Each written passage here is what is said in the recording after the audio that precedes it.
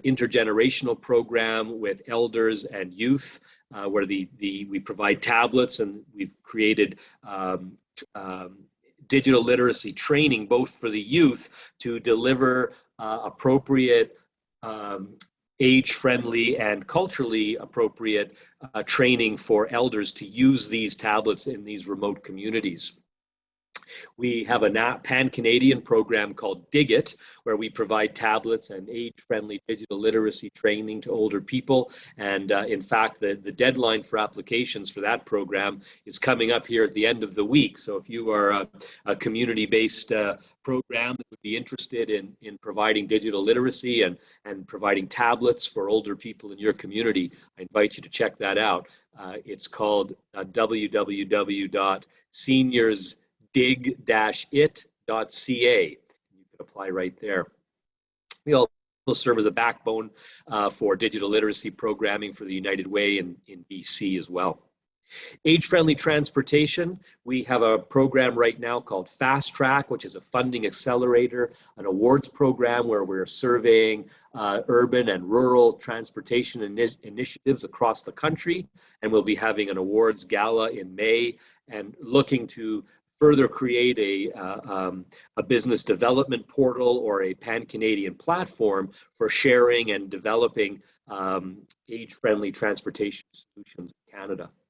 Finally, we have a granting program called Seniors Can that's really directed towards social inclusion of older people. We provide grants for mobility and communications devices, as well as innovative programming for agencies to provide programming that addresses isolation and loneliness. We have an emergency relief program, and we also have the Men's Sheds program, which is a really interesting program that we're excited about. So you can again find out more about that on our website if you're interested. The Seniors Can grant, again, it actually ends this week as well. So if you're looking for some grants in your community, please do check that out.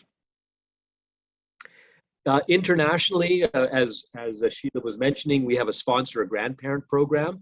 Currently, we operate that program in Kenya, India, Sri Lanka, Jamaica, Haiti, and Dominica, where we match a Canadian with a low-income older person, and we facilitate some relationships, some correspondence and reporting, and that allows that older person in a country where there are no social security or any way to support themselves. It's a real opportunity for developing a relationship and having a direct support and engagement with an older person abroad. And as I was mentioning, we also serve as the funding window for HelpAge International's programming abroad.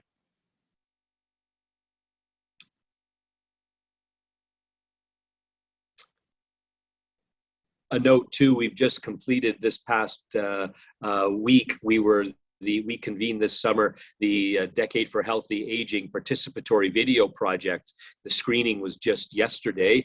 It was with 2 other countries. 3 are still to come. In this case, it was Jordan and Togo.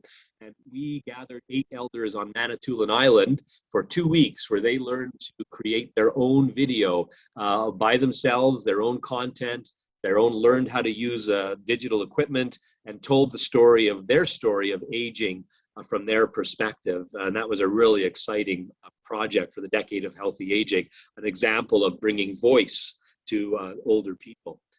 You can find out more about that on our website and social media handles if you're interested. I thought I would just take a minute here, just because it is, I'm sure, on the top of everyone's mind, just to share a little bit about what HelpAge is doing for the crisis in Ukraine. So, as you may know, older people are disproportionately impacted. Almost over 1/3 or close to 1/3 of people in need and humanitarian need are over the age of 60, and 13% with disabilities. All kinds of interesting rapid needs assessments that we're undertaking at this time. And almost 100% of older people do not want to be evacuated for their homes. They are in desperate need of food assistance, electricity, heat, hygiene items, clean drinking water, medication, and so on. HelpAge is in a very unique position in Ukraine because we have been there since 2014 in the eastern regions, Luhansk and Donbass. We have close to 300 staff and volunteers. We have logistics and supply chain networks set up throughout the country. We're one of very few NGOs who are so already structured and present in the region that we've been identified as one of the lead NGOs leading the humanitarian intervention for all people in this immediate crisis, and also for the long term, as this will be a protracted crisis, no doubt. We've also been in Moldova since 2011, specifically on gender-based violence for women and also for older people. So we have a strong position there. We're working in 80 refugee centers, providing food and non-food items, hygiene kits, emergency items, and so on to refugees as well. And we're partnering with Global Affairs Canada, the Canada-Ukraine Foundation, Islamic Relief Canada, PWRDF, and others as we intervene for older people in Ukraine. So here we are. Let's dive into the report. And again, the report was by HelpAge International, and it's COVID. Really, it's focused on COVID-19 and its impacts. By the end of 2020, over 79.2 million cases of COVID-19 had been reported, and total deaths had reached 1.7 million. And today, those numbers are 479 million reported cases and 6.12 million deaths. At the very beginning of the report, it notes data from China following the initial few months of the outbreak in Wuhan showed the risk of serious illness and death from COVID-19 for people in older age, with a fatality rate of close to 15% in people aged over 80, compared to the overall rate of 2.3% across the population. And yet the world was unprepared. And it took this pandemic to bring to our attention the vulnerabilities and inadequacies of the world's attention and care of older people. In further cases, it further causes us rather to reflect and respond to the place of all people in society to live with safety, autonomy, and dignity. It's clear that older people are among those most directly at risk of COVID-19 related serious illness and death. The indirect effects of COVID-19 and responses to it also present critical challenges for older people and affect their well-being, dignity, and rights. And this is especially true for those who have already experienced a lifetime of poverty, exclusion, and inequality. So HelpAge, with funding from the United Nations Population Fund, or UNFPA, worked to gather evidence on how COVID-19 affected older people. The report presents an overview of insights from research in a variety of settings, and the findings and recommendations are intended to inform HelpAge and UNFPA and other actors' efforts to ensure that the response and recovery effort is fully inclusive of older people, and that it enables them to meaningfully participate as agents of change in our work to build forward better. The report covers 5 areas: health and care, VAN, or violence, abuse, and neglect, income security, humanity and conflict settings, voice, dignity, rights, and data. So, as I mentioned, our discussion today is going to focus on 2 of those themes, VAN and voice, rights, and dignity. And I would note that I am really summarizing, drawing really directly from the report, and I'll jump in here and there when I have my own examples. And Sheila is an excellent organizer of our program, and I'm really going to do my very best to stick to our timelines here. So she may ping me to move along here, but I'll do my best to try and wrap up my speaking here by 11:50. The key findings of the report overall, I mean, you can read the report on your own, but a few of them just to highlight. One of them is is that older women and men are chronically invisible in efforts to monitor impacts of COVID-19. This is really part of the observation of the world's data collection, that it's just not sufficient for us to understand the impacts of the pandemic on older people, and even more broadly, as we'll discover shortly. Pre-existing failures of humanitarian systems to support older people according to standards it set itself remain. So highly vulnerable communities are at even greater risk. Public health responses have discriminated against older persons, denied their rights, and negatively impacted upon their ability to exercise their voice. COVID-19 has exposed inadequacy and failure of systems at local, national, and international levels to meet the needs and rights of older people and support their resilience.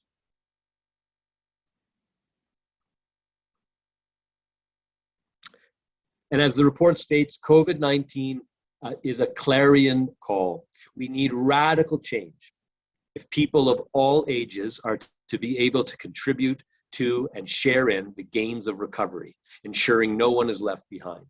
The pandemic illustrates the importance of financing and implementing the Sustainable Development Goals to build resilient and equitable systems and societies for everyone, including older people. This is essential to assuring we all recover successfully from COVID-19, build forward together better, and are prepared for the future of an aging world.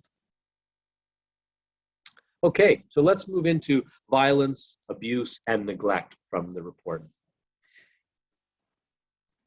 Prevalence of data on violence, abuse, and neglect of older people during the COVID-19 pandemic is extremely limited. These data limitations highlight both the challenges faced with safe and ethical population-based data collection during the acute phase of the pandemic, as well as the continued exclusion of older people from data sets. Despite several initiatives that challenge this systematic exclusion, few countries have gender and age disaggregated data systems in place for monitoring, recording, and reporting on violence, abuse, and neglect. Yet even before the pandemic, the WHO estimated that as many as 1 in 6 persons aged 60 years and older have experienced some form of abuse. And the situation for older women is unclear. When older women were asked what they felt were the increased risks for older women in general during this time, the top 3 responses were neglect, isolation, and financial abuse. When older men were asked what they felt were the increased risks for older men in general during COVID-19, they identified the same top 3 risks. This risk of financial abuse was perceived to be more pronounced for older men living with disabilities.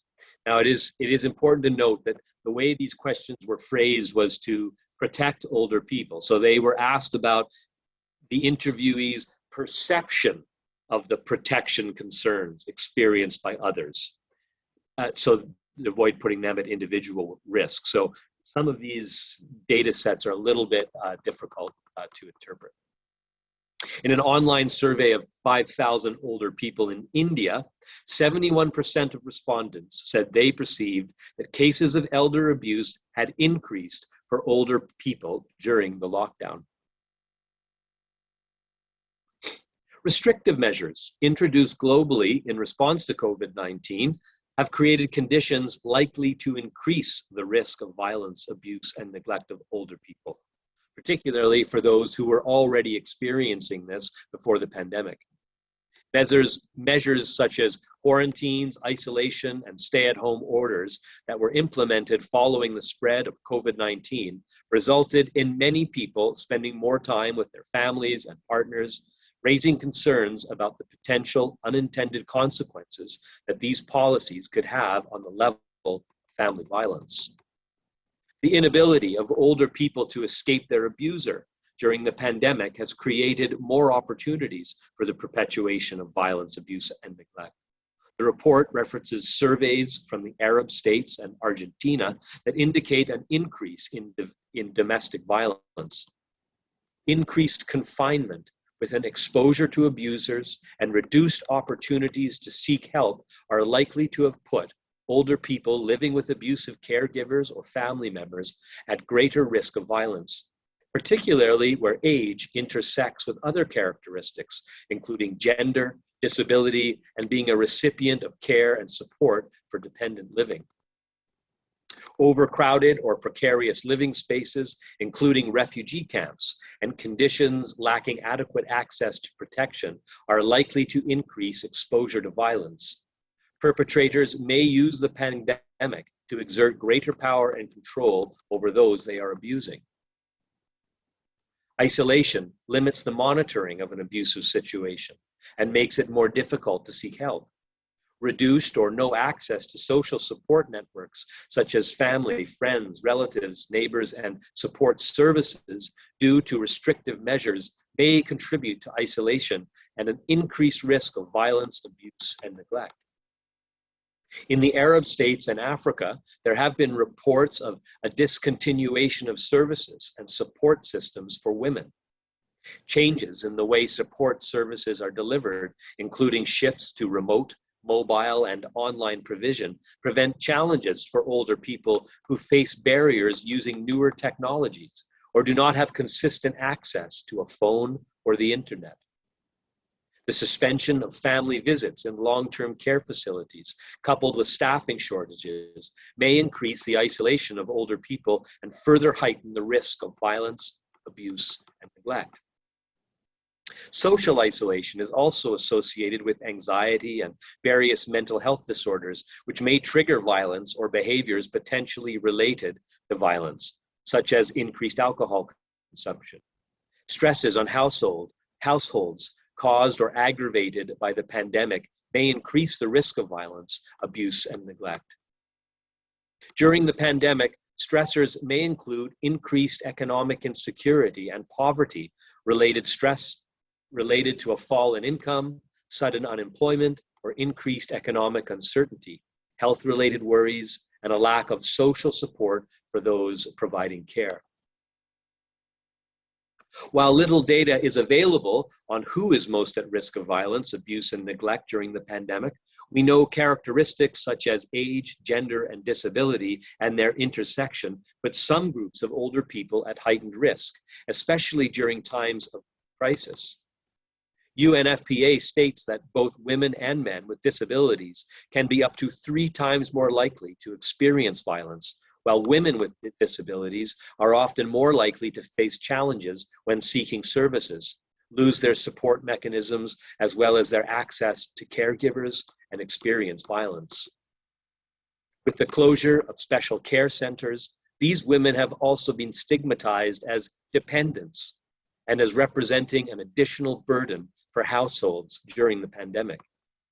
In addition, these groups can be further constrained in seeking services as they may rely on their abuser for mobility. The pandemic may have further created challenges for older survivors to seek help. For older people, reporting rates and help seeking is impacted by the lack of prioritization of violence, abuse, and neglect of older people. The surrounding shame and stigma, and the lack of adequate services. The World Health Organization estimates that only 4% of cases of elder abuse were reported during the pandemic. It's amazing. A lack of effective reporting mechanisms in rural areas may have contributed to underreporting during the pandemic. And information about where to access support services can be a major barrier to help seeking during the pandemic. In Kyrgyzstan, for example, 46% of men and 59% of women said they did not know where to find help, such as hotlines, psychosocial support, or the police, if they experienced domestic violence. However, only 33% of women and 30% of men said they would not seek help if they experienced or witnessed domestic violence. perhaps indicating that people do not expect any real support in cases of domestic violence, and also the cultural shame associated with voicing or observing or calling out abusers or their own suffering and their own abuse. Existing data gaps have translated into a lack of protection mechanisms, limited access to tailored services, and a lack of effective prevention programs for older people. Even where essential services for survivors of violence exist, these have been disrupted by restrictive pandemic measures. A UN women's survey in the Arab states found that 39% of women's civil society organizations, CSOs, reported that legal services were affected by the pandemic, with courts being closed and several procedures for legal redress put on hold. This has forced police and other actors to resort to informal justice mechanisms to ensure the protection of women survivors. 35% indicated that during the pandemic, it had been easier to access informal or traditional justice mechanisms, such as community mediation or alternative dispute resolution through family or traditional leaders. The potential lack of privacy, however, and confidentiality of these informal justice systems may present a barrier for older people reporting violence, abuse, and neglect perpetrated by family and caregivers during the pandemic. And it has the potential to put their safety and well-being at risk. So they have come up with 9 recommendations for violence, abuse, and neglect, and we'll be having a chance in our breakout rooms. Some groups will be looking at these recommendations, and others will be looking at the next set of recommendations. So I won't go through all of these now, but they're in the Padlet, and we'll be sharing more broadly shortly. Okay, so let's move on to voice, dignity, and rights. Now, evidence and data on the impact of COVID-19, once again, on the voice, dignity, and rights of older people is extremely limited. Information on this part of the report is primarily from HelpAge's consultations with older people and from media articles. Responses to the COVID-19 pandemic have exposed and exacerbated existing failures to respect older people's voice, dignity, and rights. At HelpAge, voice is often used as an umbrella term to capture the areas of participation, empowerment, agency, autonomy, and accountability. At its core, voice aims to ensure that older people can influence decisions that affect their lives, claim and enjoy the rights, and challenge ageism and inequality. HelpAge's understanding of dignity in older age is centered around older people's autonomy and independence and the full enjoyment of their human rights. A human rights perspective was missing at the outset of the pandemic when the emphasis was on dealing with a life-threatening health emergency. This has shifted over time with recognition of the need to act in accordance with the international human rights standards and principles. However, there were and continue to be significant challenges in older people being recognized as rights holders. These include the persistent framing of older people as a vulnerable group and the narrow focus on health and social protection responses. Necessary though these are. In this context, there has been limited analysis of available data on the extent to which older people's rights have been affected by the pandemic. Virtually no attention is paid to the impact of public health measures on rights such as access to justice, autonomy and independence, or participation as equal members of society. Discrimination against older people on the basis of age. Older people have been discriminated against on the basis of their age in response to the virus. In a time of public emergency, international human rights laws allows governments to introduce public health measures that may, to some extent, restrict people's rights. Such measures must be based on scientific and medical evidence. be temporary, and be regularly reviewed so that they are used only when strictly necessary and in accordance with national law. They should be proportionate and cause the least possible harm to people's well-being. They are not allowed to discriminate. Discrimination occurs when people are treated differently with the intention or result of denying them their human rights on an equal basis with others.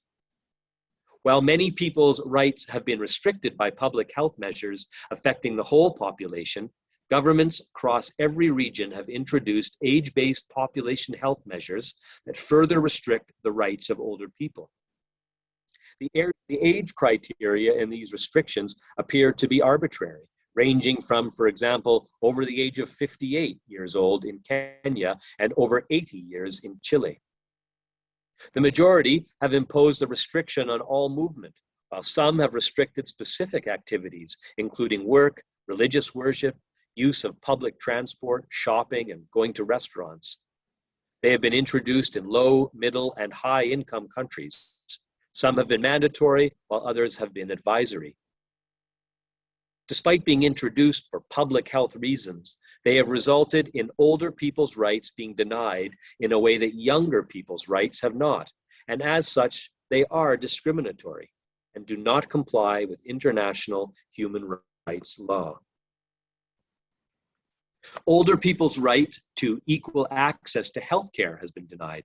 This is the case where age-based restrictions on movement have prevented older people from accessing health services, or as in Ukraine, where age-based restrictions on COVID-19 related health care have been put on health insurance policies. Older people's rights to health has also been denied when non-COVID-19 related health services have been suspended to free up health service capacity, leaving them with unmet health needs. Some older people have reported being turned away from health facilities because they are older, and age has been included as the basis for deciding who has access to scarce COVID-19 treatment. This is the case where specific measures requiring employees over a certain age to stop working have been introduced, and where age-based quarantine and confinement measures have prevented older people exercising their right to work. Older people's right to care and support to enable them to live autonomous and dignified lives has been denied. Restrictions on movement have prevented older people's access to day services, and bans on the use of public transport have reduced the informal care and support they received in their homes from relatives, friends, and civil society organizations. Bans on visitors to care homes have denied older people their right to a private and family life, and have had a significant impact on older people's mental health and well-being.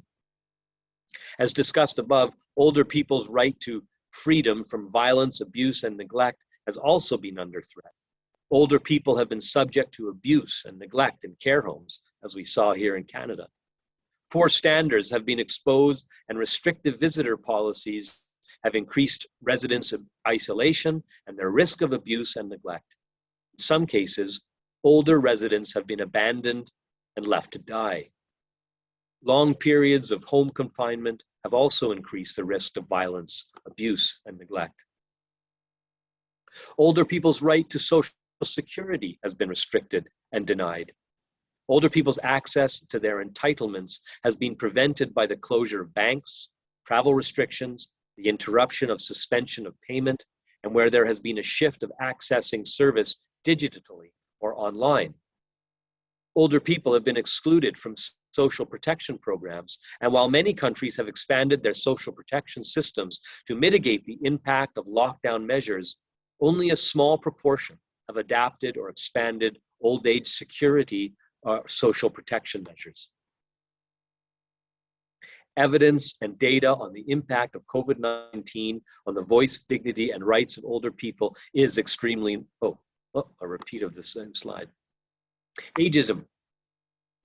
So the categorization of COVID-19 as an older person's disease and the stereotypical language used throughout the pandemic has led to stigmatization, discrimination, and fear among some older people.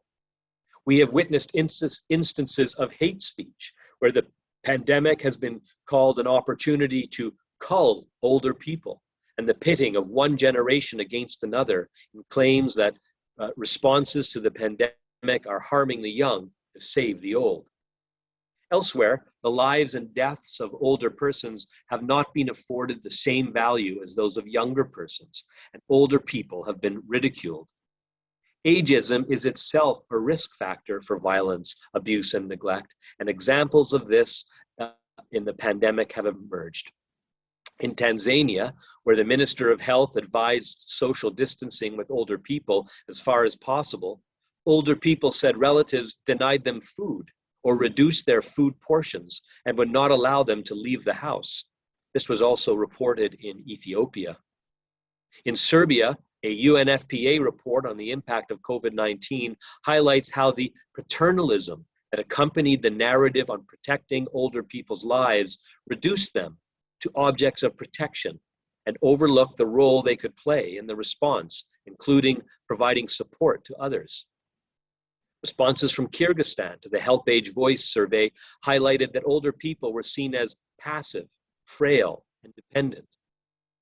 Not only is this discriminatory and denies older people autonomy and dignity, but it can also lead to self-stigma, which reduces self-esteem and is likely to have an impact on older people's confidence to exercise their voice and claim their rights. A key concern during the pandemic is the extent to which older people have access to information and guidance related to the virus and response measures, but also the extent to which they have information about their rights and entitlements in the context of COVID-19. Access to information is critical for enabling older people to be able to exercise their voice and claim their rights. As discussed in relation to health and care and violence, abuse, and neglect, in many settings, older people are facing numerous barriers to accessing information. Older people in numerous locations had limited access to reliable information on COVID-19 and their rights. Often, information was reported to only be available online or through radio or television. Limited access to and knowledge of digital technology among older people were frequently reported to be hampering access to information and the extent to which they can make their voices heard and claim their rights. Many older people were reported as facing language and or literacy barriers or challenged by information not being tailored to their communication needs. Isolation measures and movement restrictions have also been a barrier to older people accessing information.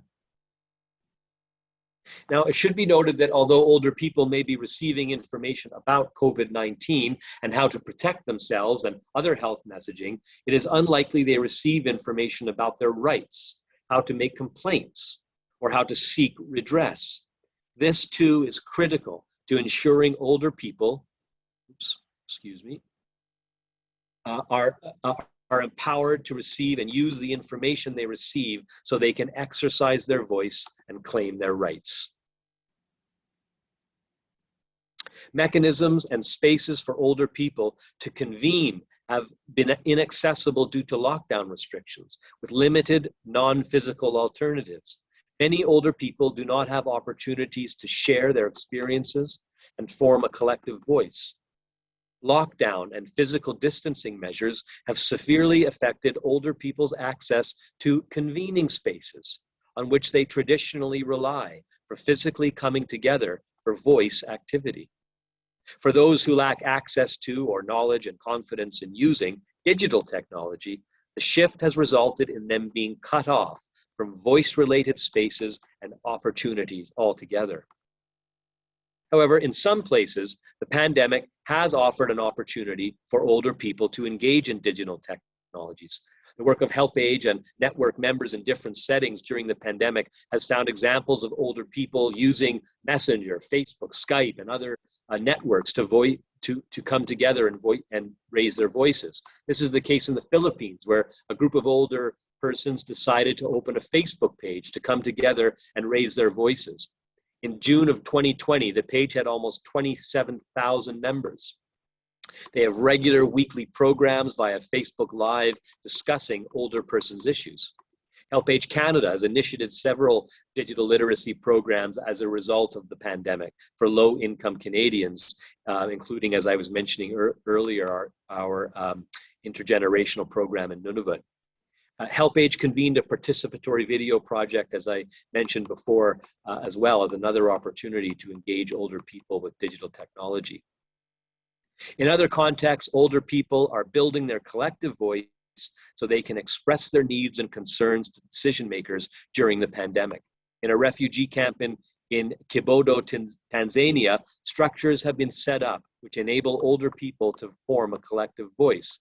In Ethiopia, leaders of older people's associations have been working with the government to ensure older people's issues are taken up. In Argentina, where Buenos Aires city government ruled that people over the age of 70 years had to ask permission to leave their homes, older people and civil society combined their voices and lobbied for the discriminatory restriction to be removed. A judge indeed declared the measure unconstitutional and removed it. Despite these examples, in many places where there are no or limited opportunities for older people to participate and having influence in decision-making processes during the pandemic, with government and others adopting a top-down, centralized approach that do not allow consultation with key stakeholders, including older people.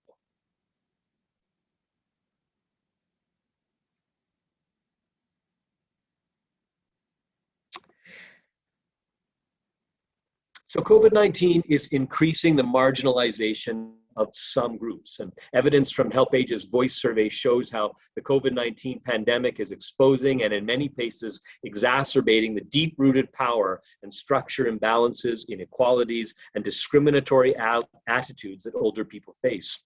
Older people who are already excluded are being further marginalized and disenfranchised by the pandemic, and the way in which governments and other power holders are responding to it. In many countries, it is not clear what actions are being implemented to include people already experiencing marginalization in pandemic response initiatives, or how health measures are being adapted. More needs to be done to include older people living with disabilities, older women, ethnic and indigenous communities, older people living in rural areas, those who do not have access to online communications, are illiterate or speak native or local languages. And that brings us to my synopsis of the voice, dignity, and rights, and of the report.